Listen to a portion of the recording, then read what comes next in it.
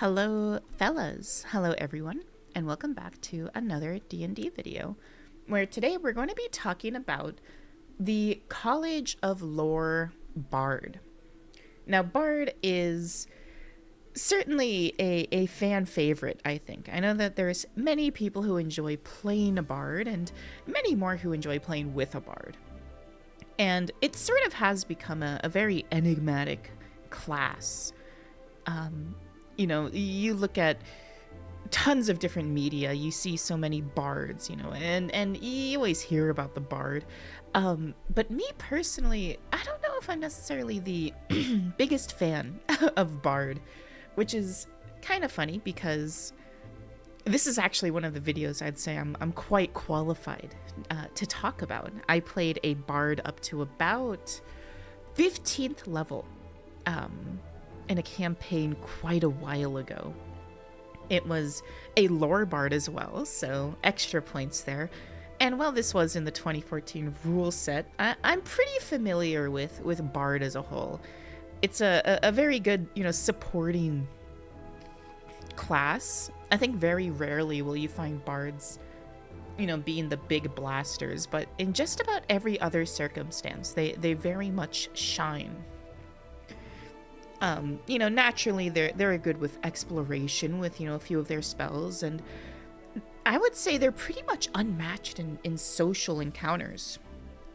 And Lore Bard very much builds on that. In the past, I've of course bisected the subclasses into building on what a class has to offer and adding something new. And I think Lore Bard is certainly one of the finest examples of building on what a bard is already capable of. So yeah, we'll go ahead and take a little time to talk about it. This is going to be maybe a bit of a shorter video because bard subclasses only offer 3 features at 3, 6, and 14, which I do find very odd. I do think it is very strange that you only get a level 3, a level 6, and a level 14 feature. But also there is a very scary storm outside today, so I would like to at least get this out of the way before that. But yeah, without further ado, let's get into it. So, the reason I say that this builds so heavily on Bard is that Bard as a class, as I've mentioned, excels in so many different aspects. They get things like expertise, they get a ton of different skill proficiencies, they get a lot of very neat spells, they get a lot of nice control spells, and whether you're using that control as enchantment, to use things like a charm person, or, one of the myriad of spells available to a bard to sort of pass through the social aspects and social encounters, or whether you're using haste or other various abilities to buff your party inside of a combat scenario. Bard is very much something that is able to, they can do pretty much anything. You can certainly build a bard to do just about anything, and while there's a lot of subclasses for that, I think that lore very much exemplifies that. Lore is just an all-around very solid subclass. It's able to always have its uses. Normally that would be something I say at the end of a video, but I think it's kind of important to just, mention that because this is a subclass that already builds on the core of Bard in a very natural way, it's kind of easy to draw the conclusion that if this just makes Bard better, then it kind of goes to show that it's going to be a strong subclass.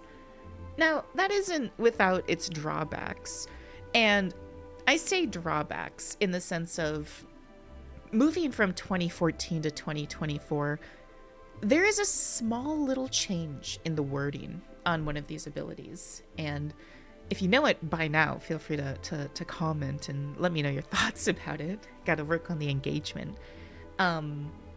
But we will get to it. So yeah, because I'm a little pressed for time, why don't we go ahead and start with their level 3 abilities, which, well, their first one is bonus proficiencies. You gain proficiency with 3 skills of your choice. And right off the rip, it's such a simple it's such a simple ability there. You gain proficiency with 3 skills, but it does go pretty far. The bard already, chooses any 3 skills for their skill proficiencies. No, most classes are locked. So, for a fighter, you'd have athletics, history, intimidation, I believe perception. I could be very wrong on that, but every class is kind of locked to just a certain set of skills, whereas the bard can pick any one of them. Now, at this level, you can, you're choosing any 3 skills at level 1. With College of Lore, you also get another extra 3, so you're basically doubling your skill proficiencies, which I think that's honestly, it's really useful. One of the things that happens when you have so many options is choice paralysis. And, if you're playing a bard, chances are it'll probably be something like acrobatics, deception, and persuasion at level 1. But, that doesn't really open you up for things like, maybe more niche skills like nature, that you might want to pick for your background, or history, or even like intimidation. Perhaps you're a strength bard and you wanted to pick up athletics, but you wanted to put points in you wanted to put a proficiency in a perception. This kind of helps to combat the choice paralysis that will come at level 1, as early as level 1, where you have to choose from every skill in the game. And this does kind of build on the bard being a bit of a skill monkey. With their ability Jack of all trades, they already do get half proficiency in everything. But with this, now they have full proficiency in 6 different skills, and even expertise in 2 of their skills. So if you wanted to say have expertise in persuasion and deception, and then you're like, oh, I have so many options for my 3rd skill, now you can, ease up a bit on feeling pressured of where to put your skills. I don't know, I think skills are always useful. I love skills. I'm a bit of I do strive to have many skills whenever I play a game, so I do like bonus proficiencies. But as for the actual ability, we have cutting words. Now, this is the, of course, first ability that the lore bard gets, and it reads, you learn to use your wit to supernaturally distract, confuse, and otherwise sap the confidence and competence of others. When a creature that you can see within 60 feet of yourself makes a damage roll or succeeds on an ability check or attack roll, you can take a reaction to expend 1 use of your bardic inspiration. Roll your inspiration die and subtract the number rolled from the creature's roll, reducing the damage or potentially potentially turning the success into a failure. And yeah, I mean, I think that this is awesome. I think that this is really nice. It's going to be difficult to use at level 3, but most anything involving inspiration is difficult to use at level 3. It's not until level 5 when a bard gets their inspiration back on a short rest that this does become very powerful. At level 5, 4 times per short rest, assuming you're not dishing out inspirations to others, you're subtracting a d8 from attack rolls, ability checks, or damage rolls, and this is something that will always be useful, and this is something that scales with you for the entire game. If you're in a social situation and you're trying to tell a lie, and the opponent is making an insight check, you can use your cutting words to, flavor-wise, you're probably distracting them, trying to pull them away from discerning the truth, and able to subtract a sizable portion from their check. Potentially, you could roll a 1, and, that could feel bad, but you can also roll an 8. I guess a 6 at level 3. So it's useful in social situations, in combat, if there's a really big hit coming for someone and they roll, like maybe your fighter is going to get hit and the enemy rolls a 19. You can use cutting words to potentially cause that to miss. And, that saves a lot of damage that maybe you'd have to use a spell slot to heal up. And even if they do get hit, being able to reduce the damage is incredibly useful. I don't know, cutting words, in my opinion, is just an incredibly versatile and useful tool. It's part of me does think that it's so good that it ends up competing for the normal usage of inspiration. But I think that you would certainly rather have options than not. And normally your inspirations are only useful for your party and whatnot, but if your party is doing really well and you want to make sure you kind of like, I don't want to say rub salt in the wound, but you want to keep facilitating your party doing well. You can use cutting words to really soften blows or cause things to miss. And I think that adding that extra versatility to an ability like inspiration, is incredibly useful. I think that this is actually, I do think that this might be the best ability of the subclass. I remember when I played a lore bard, I did use this quite a bit, in case a wizard was in danger, to be able to cut that attack down, cause it to miss. I really like cutting words. I think that it adds a fun offensive but deep okay, that doesn't make much sense. But offensive in the way that you're targeting enemies with it, but I guess proactive is a very good use of it. Would it be proactive? I guess it would be more reactive. What I'm getting at is that you get a lot of usage out of this. Sorry. Can you tell that these aren't scripted? But no, I really like cutting words. And next, we'll just move on to magical discoveries, which previously I would say is certainly the big breadwinner of the subclass. In 2014, magical discoveries was incredible, and honestly in 2024, I'm not going to sit here and act like it's incredibly nerfed. It is still a wildly useful ability. Magical discoveries says you learn two spells of your choice. These spells can come from the cleric, druid, or wizard spell list, or any combination thereof. A spell you choose must be a cantrip or a spell for which you have spell slots as shown in the Bard Features table. You always have the chosen spells prepared, and whenever you gain a Bard level, you can place one of the spells with another spell that meets this requirements. Yeah, I mean... So this is quite an incredible ability. Magical Discoveries does a lot. It is infinitely as useful as the spell lists are useful. And that is nothing to really sneeze at, because what it means is you can pick up some wizard exclusive spells. And now, one thing I want to specify is with this, I'll mostly be talking about level 6.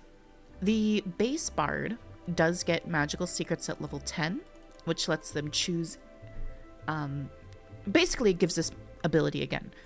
But the College of Lore version, you get it at level 6, so you get up to 3rd level spells. And I don't think it's really up for debate, but 3rd level spells tend to be the strongest in the, not in the entire game, but the power spike that comes from hitting level 5 and getting 3rd level spells is really only rivaled, I think, by 5th and 9th level spells, even 7th level spells.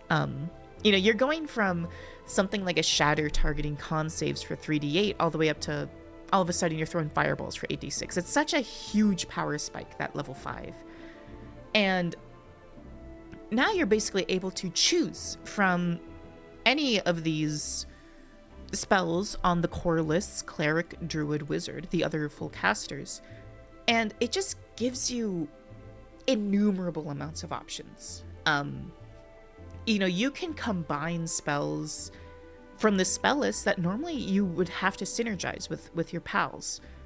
And it allows you to really build your bard in so many different ways. If you feel like your group is lacking area damage, you can just pick up Fireball.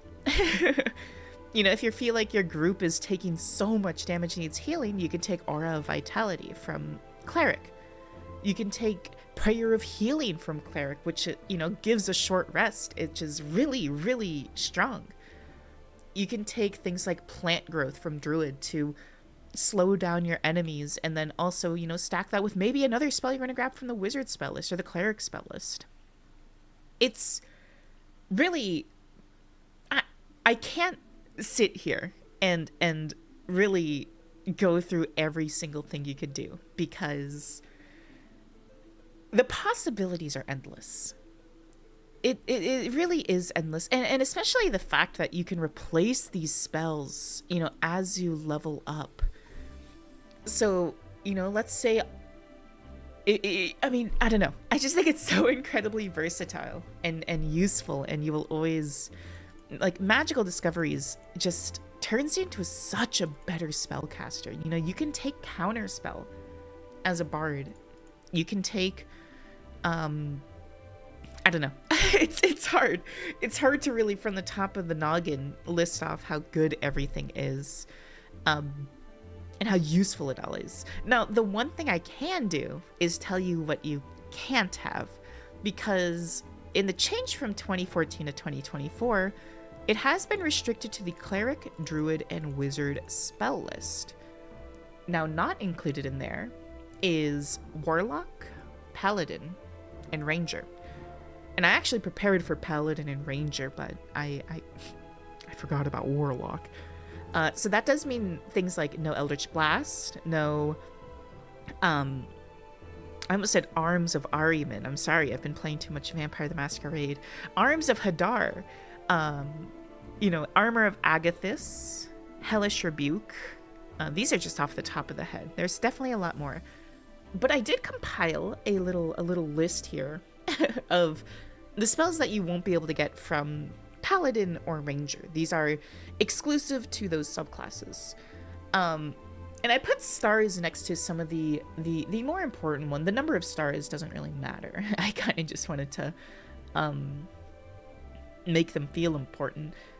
But you can kind of already tell that most of these are weapon-based spells, so they're not going to be generally super... I would say... Oh my gosh, I'm sorry. I also forgot Sorcerer exclusive spell list, but... Sorcerer exclusive spells, imagine. There are a few here that are very important, such as Smite. And I guess it kind of makes sense. You couldn't take Divine Smite previously in 2014 because, well, it wasn't a spell. But any Smite you won't be able to take. Things like Compelled Duel, Divine Favor, and Hunter's Mark. That could help you out if you're going a weapon-based bard you won't be able to take.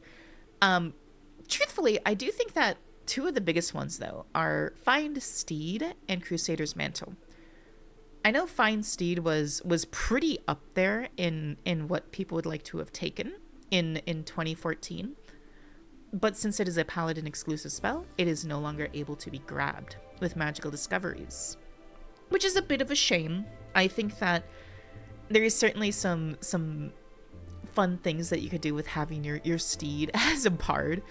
And Crusader's Mantle, I think, is maybe an underrated choice. I do quite like Crusader's Mantle. It's basically a large AoE Divine Favor, and if you have a party who does a lot of attacks, a lot of melee weapon attacks, it's quite good. It does add up. But it is a Paladin exclusive, so you will no longer be able to grab it. I guess a special shout out to Sorceress Burst. If you wanted a versatile cantrip, you'll have to look elsewhere. But yeah, in conclusion, I do think that Magical Discoveries is it's hard to say how it's good. Okay, we'll start with that. It's good.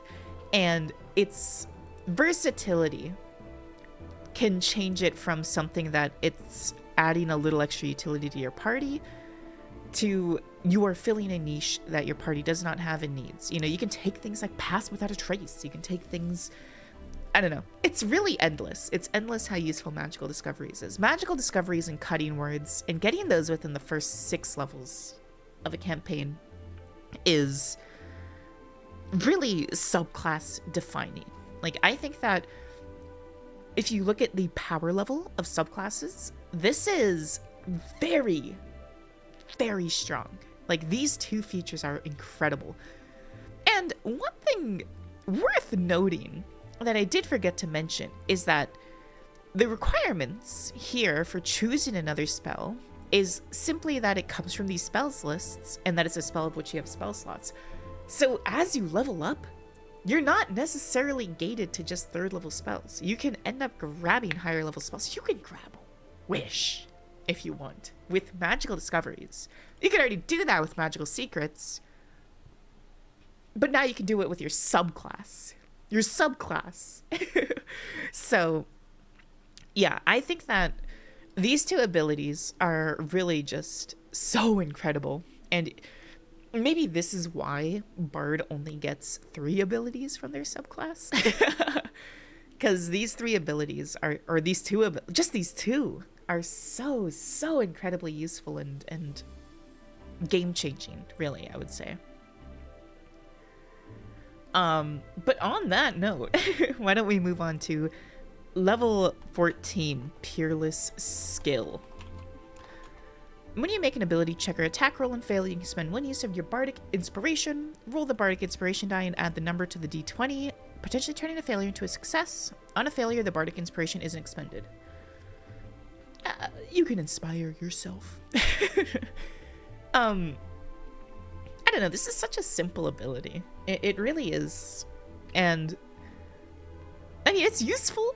I don't think you'll ever really use this on attack rolls. I'm trying to think of if the Bard at this point at level 14 is really making any make or break attack rolls.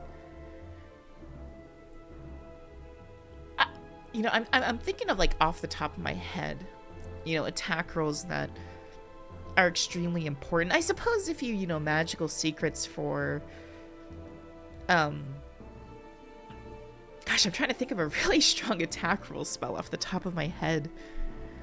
I can't quite think of one. But, you know, if you Magical Secrets for a very strong attack roll spell, then Peerless Skill can make sure that that lands more. And that's, you know, very much worth something. But you're probably going to be using this for ability checks. This is probably something you'll be using mostly in social situations. Because I think that your Bardic Inspirations are so much stronger on your teammates to increase their save or their attack rolls, or being used as cutting words.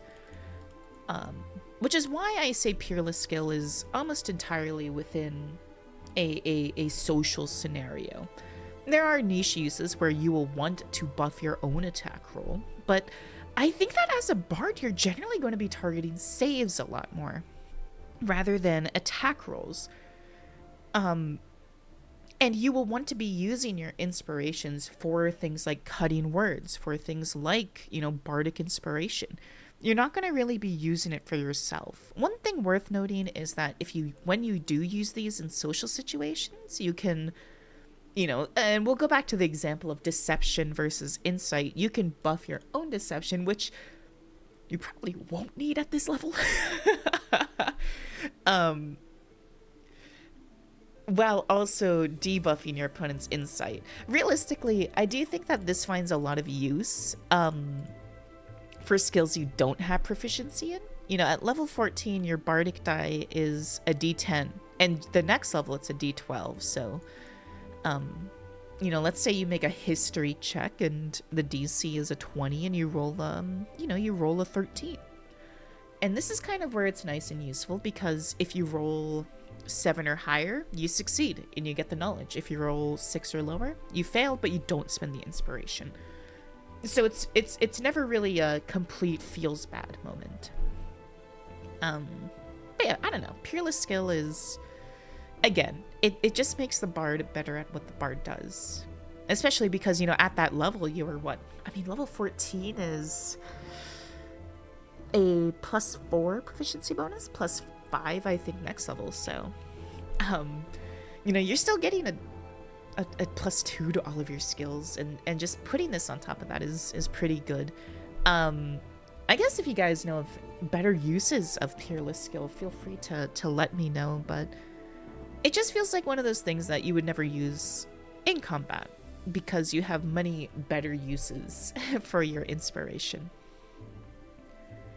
But yeah, that's about all I have for this one. It's a very good subclass, and Bard on its own is already such a strong class, and being able to double down on it, turn it into, Bard plus, Bard squared, if you will, is already really strong. But the way that it's doubled down with, using your inspiration for these other purposes, to protect your team in a different sort of way, using it as a debuff for your enemies, and then also just doubling the magical secrets that you get. I don't know, it's really strong. I think that Lore Bard is very strong, and I think that it's honestly quite fun. I do think Lore Bard is a very fun subclass. As I've said before, I have played it up to like level 15 or so, and that character was a healer, so I took things like Aura of Vitality and Counterspell and things like that to support the team.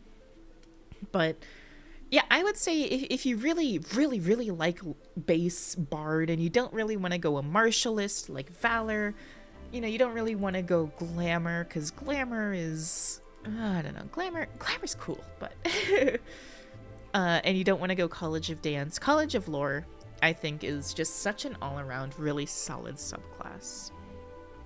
But yeah, that's about all I've got.